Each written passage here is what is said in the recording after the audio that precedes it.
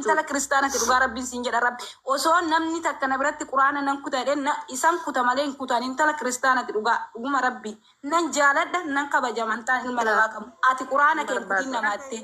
maaliif dhimma kana leensa takka jarrana barbaadu jechuudha asuma jala deemanii warri na arrabsitu asuma jala deemtee ganna gargaartee uma rabbiitiin deebistee na arrabsitu intalli kun jecha namaatiif jecha rabbii ciraa jetti. Kana jechuuni warra koomentiitiif jecha warra isii qeeqaniif jecha quraana rabbii cireetii isin agarsiisa quraana rabbii cireetiin isi aarsaa jetti yaa obboleettiitiyya jecha namaatiif jetteetiin jecha rabbiin ciraa'u jette kana atuyyuu fayyaan qabdu jalqaba irratti intallitu amaanee jedhamtaniin beektan jedhee yaada marti keessa amma durallee illee viidiyoo irra dalagee ture waa'ee fayyaa isii kanaa wal qabateeti gargaarsaa fi akkasuma du'aayii guyyaa jum'aatiin goonee fi turre walumaadhaan yaadattan jedha warri viidiyoo san daawwattanii ani wanni ajaa'ibee ijoollee keenya yeroo baay'ee dongora ijoolleen keenya qaban jechuudha jecha namaatiif jecha fuudhanii amantaa keessaa bahan jecha namaatiif jecha fuudhanii haadhaaf abbaa arrabsan jecha namaatiif jecha ka jiruu fi kan jirre boollaa baasan jechuudha kun dogongora sammuuti yookiin dogongora xiyyeeffannoo isaanii waan xiqqishu irratti rarra'uudha amantaan kun ijoollee islaamaa aarsuuf jecha ijoollee islaamaa akka isaan dheekkamaniif jecha kan isheeni quraana cireetii si agarsiisa jettee dhaadatti jechuudha habiibti tiyya gaafa quraana cirte rabbii waliin buute gaafa quraana kalaama rabbii cirti atillee akka ciramtee beekadhu namarra waa ati hir'istu hin jiru garuu lubbuu makan kee kanarratti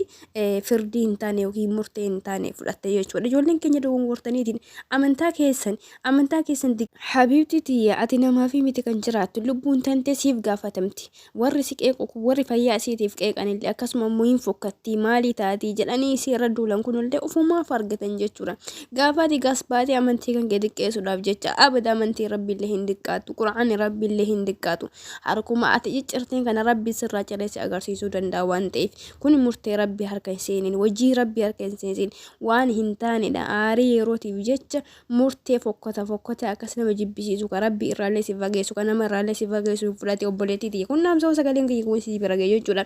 inni biraa jechuudha karaa amantii islaamarraa ba'ee karaa yesuusii deemaa jette deemi kamaan rakkoo qaba reer dubbooti yamaan rakkoo qaba yesuus alayhi salaatu wassalaam nu akka amantaa keenyaatitti akka dhala namaatitti amanna warra amantaa kaawwanii akka rabbiititti itti amanan jechuudha kuni wanni asii amantaa islaamarra deemtee wanni ati fuutee nurraa hir'atu tokkollee hin jiru kanaan wanni itti dhaadattu wanni akkas fakkeessituuf illee hin jiru jedhee yaada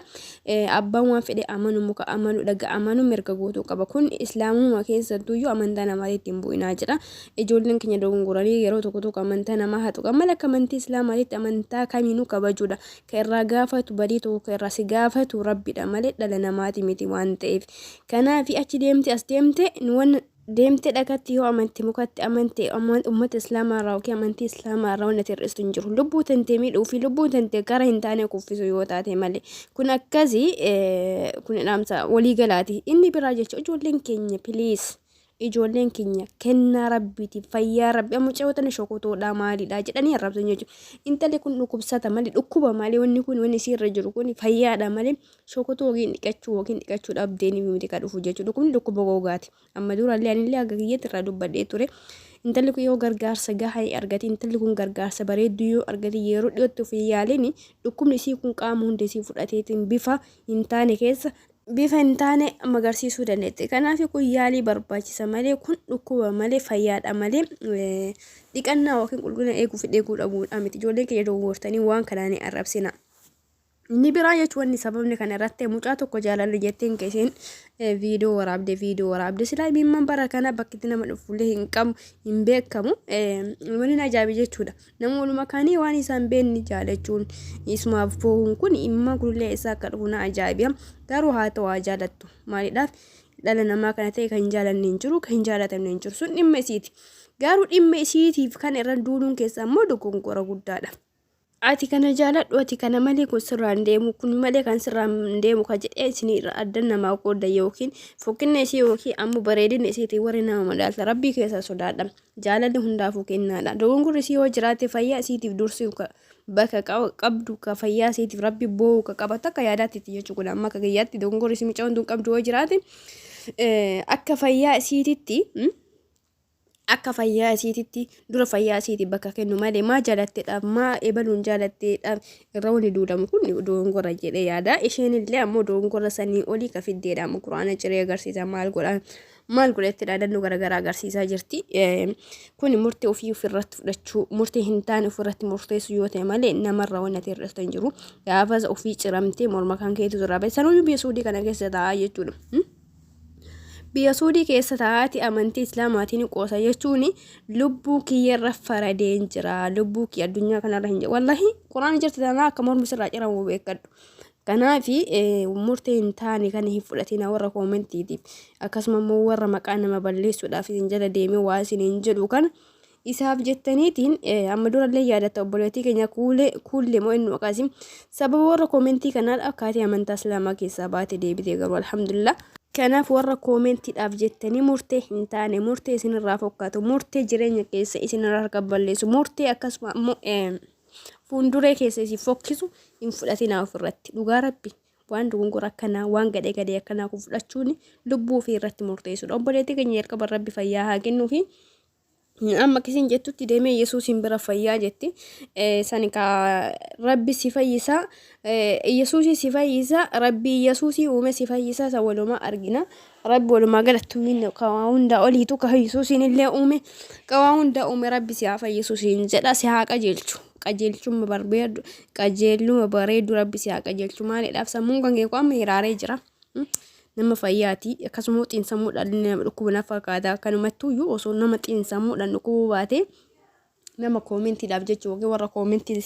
koomentiidhaan waasiin jechuudhaaf jecha amantaa kan keetiillee kaate amantaa Islaamaa keessaallee hin baatu rabbi si haa qajeelchu rabbiin karaa bareedu irra si haa deebisu siin jedha obboleettii kiyya. Duniyaan tun gabaabduudha addunyaa tanarra wanni nu jiraannu xiqqishoodha garuu haga jiraannu sanitti osoo waan gaarii irra jiraanne waan bareedu irra jiraanne waan gaarii dubbanne waan gaarii hojjanneedhatu isa yoo ta'e malee addunyaan tun akkuma namni qubbiraa dabarrame guyyaa kana keessatti. Kanaaf obboleettii kiyya rabbi fayyaa siif haa kennu siifillee fayyaa waa hunda dursa namni fayyaa qabu namni sammuu nagaa qabaati qaama biraadhaan illee dhukkubsatu sammuu isaa santu ajaja sammuu isaan dogongora sanirraa deebisa. Ammoo warra koomentiif jecha dogongora ganaa murtee ganaa fudhachuun kan baay'ee waan nama gaddisiisu tarii fayyaa kan keetii wal qabachuu danda'a rabbi si haa fayyisu inni dachiif samii uume si haa fayyisu. Jalqaba irratti rabbii fayyaa sammuu kan keetii siif haa kennu. Sababni isaa namni fayyaa sammuudhaan qabe waa murteeffachuu waa godhachuu waa hubachuu danda'a yookiin ammoo akkuma bishaan gabatee irraa gamana jiga jechuudha. Asis achichi bakka takka hin dhaabbatu jechuu barbaade. Sababni isaa waan ittiin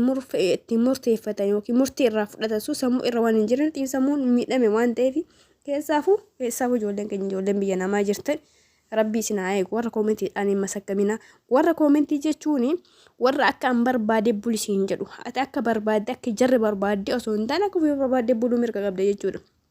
Akka ofii barbaaddetti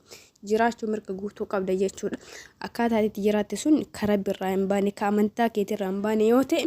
mirga guutuu qabda. Eebalu akkana naa jiraadhu siin jedha warri koomentiidha. Kanaaf rabbiin nu haa laaffisu hundumaaf waan barreessuun wanta waan dhageeffannullee waan wajjanullee waan dubbannullee waan gaarii warra dubbatu rabbiin nu haa taasisu fayyaa haa kennuuf obboleettii keenya nagatti ulfaadha. Assalaamu alaikum.